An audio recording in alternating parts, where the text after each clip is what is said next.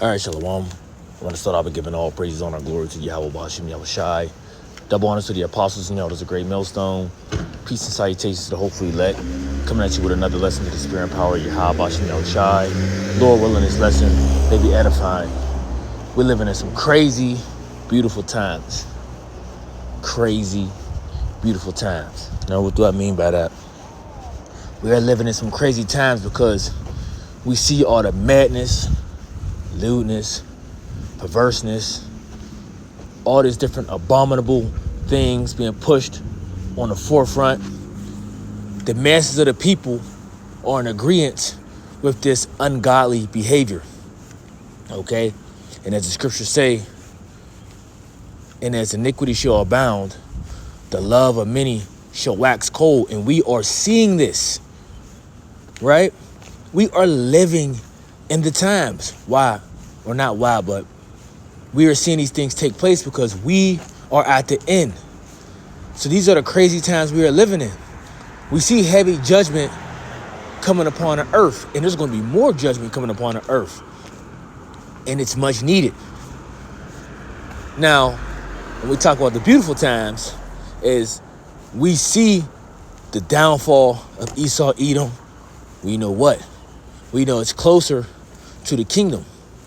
As we continue to see these different prophecies come to pass, we know we are closer to the kingdom, because this is what we want. And I say we, I'm talking about the hopefully elect. This is what we want. We want the kingdom. We want to be able to live on the earth in peace, harmony, righteousness. Okay? We want to be able to drink clean, pure water, right? Breathe clean and pure, fresh air. Okay? Everything restored back to its natural state. We want to enjoy the earth in its fullness, our children in their fullness, our women in their fullness. You know, rest in its fullness. No more infirmities, no more sickness. Okay? No more racing with time. Because when you think about it, you know, I was just talking to the brother in the camp about this. Bro, we're literally being oppressed with time here in Babylon the Great. And I watched this one dude did like an interview. Or not like an interview, but he just did like a quick talk.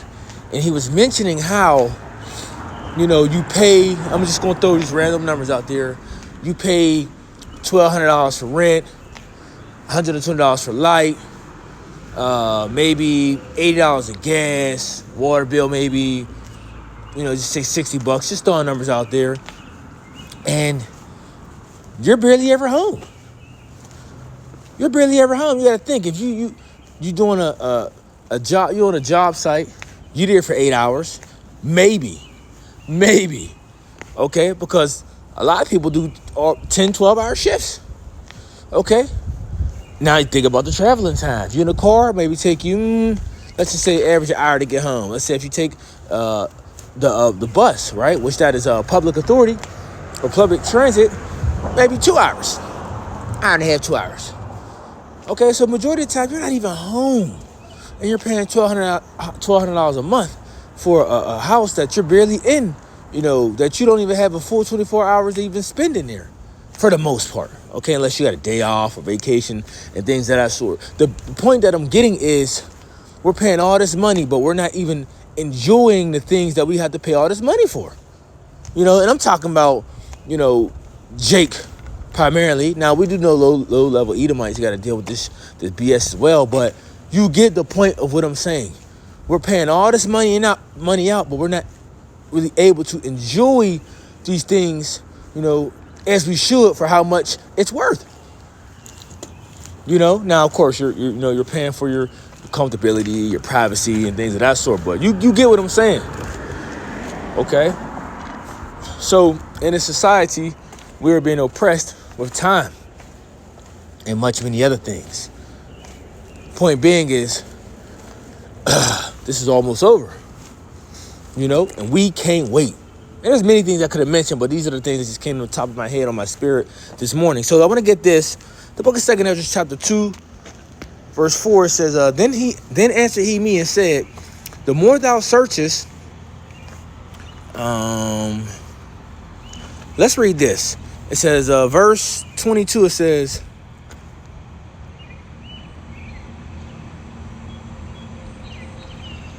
see, I want to get a point. Right? This is Esdras concerned about Israel. Let's start at 22. Then answered I and said, beseech thee, O Lord, let me have understanding. For it was not my mind to be curious of the high things, but of such as pass by us daily, namely, wherefore Israel is given up as a reproach to the heathen. And for what cause the people whom thou hast loved is given over unto ungodly nations. So this right here lets you know that the Lord has love for his people only, Israel. These are the people whom he love. And the rest of you nations, you are considered as ungodly people. It says, and for what cause the people whom thou hast loved is given over unto ungodly nations, and why the law of our forefather is brought to naught, and the written covenants come to none effect. And we pass away out of the world as grasshoppers, and our life is astonishment and fear, and we are not worthy to obtain mercy. What will he do, or what will he then do unto his name, whereby we are called? Of these things I have asked. Then answered he me and said, the more thou searchest, the more thou shalt marvel.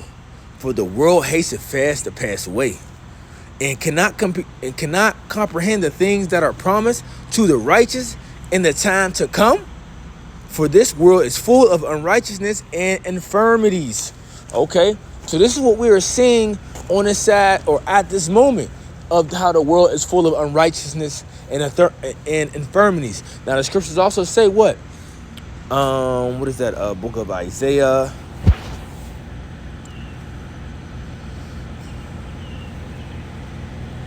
Book of Isaiah, chapter 60, verse 2. It says, for behold, the darkness shall cover the earth, and gross darkness the people. But the Lord shall arise upon thee, and his glory shall be seen upon thee. And this is only talking about the elect. Okay, but the gross darkness is upon the whole world. Right? Not only just the 2/3, but the rest of these people. You see gross darkness covering these people. Do you see the way they carry themselves?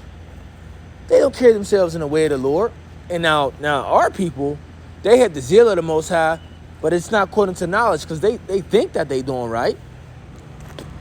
And we even tell them that they're not doing right. But in their mind, they believe that they serving the Lord, but they're not. You see? No, these people are full of unrighteousness and infirmities. And guess what? They're going to be destroyed behind their wicked acts as well. So going back to 2nd Esdras, chapter 4.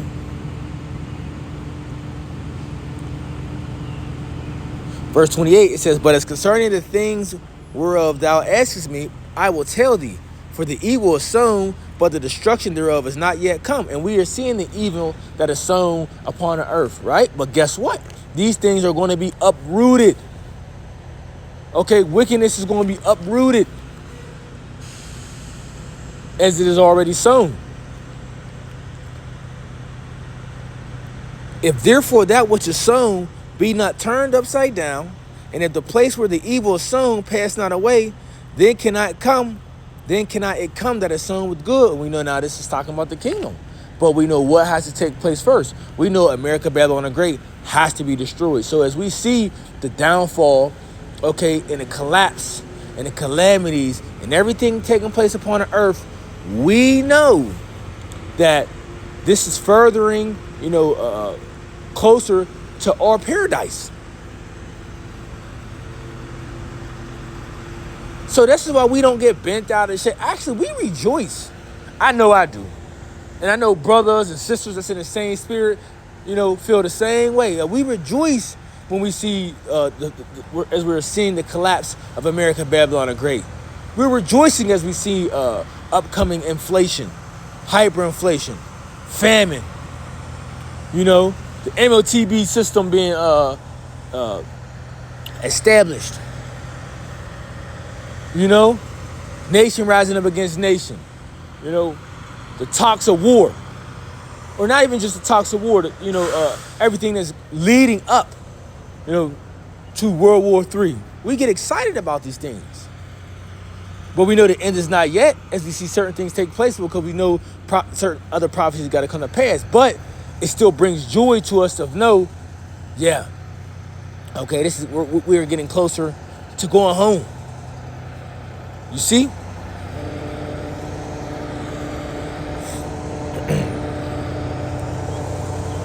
So it says, for the grain of evil seed have been sown in the heart of Adam from the beginning, and how much ungodliness have it brought up unto this time, and how much shall it bring forth until the time of the threshing come? Ponder now by thyself how great fruit of wickedness of grain of evil seed have brought forth. And when the ears shall be cut down, which are without number, how great a floor shall they fill? Woo-hoo. Then I answered and said, how and when shall these things come to pass? Wherefore are our years few and evil? Then he answered me, saying, do not thou hasten above the Most Highest, for thy haste is in vain to be above him, for thou hast much exceeded. Did not also the souls of the righteous ask questions of these in their chambers, saying, how long shall I hope on this fashion? When cometh the fruit of the floor of our reward?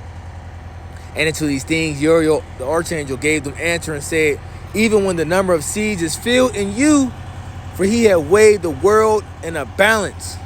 By measure have he measured the times, and by number have he numbered the times, and he doeth not move nor stir them until the said measure be fulfilled. Because everything is in its due season. So we know that, and as we measure things that's lined up by the scriptures, that we are waiting patiently, right? Waiting on different prophecies to take place until what? The certain things are fulfilled. Prophecies are fulfilled. Okay? Because everything is going in phases. But as we see, one thing after another, we can see. And we know that, yep, we almost there. So we got to continue to be patient. We got to continue to be patient. We got to continue to endure whatever that we're going through. All the hell, all the heartache, all the madness that we got to put up with out here. Hey, we got to continue to deal. But like I said before, look, we living in some crazy, beautiful times. Crazy because all the madness that's going on and the mist out here. But beautiful because we know that this is all about to end. This is all about to end. Lord willing, we go home soon. Shalom.